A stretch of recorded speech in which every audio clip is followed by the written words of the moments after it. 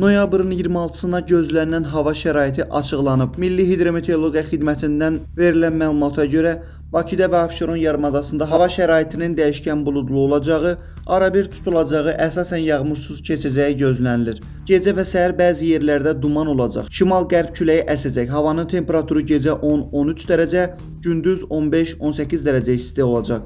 Atmosfer təzyiqi normadan yuxarı 766 mm civə sütunu, nisbi rütubət gecə 80-85%, gündüz 65-70% təşkil edəcək.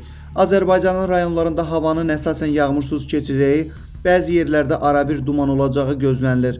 Şərq küləyi əsəcək. Havanın temperaturu gecə 2-7 dərəcə, gündüz 15-20 dərəcə. Dağlarda gecə 2-7 dərəcə, gündüz 13-18 dərəcə isti olacaq.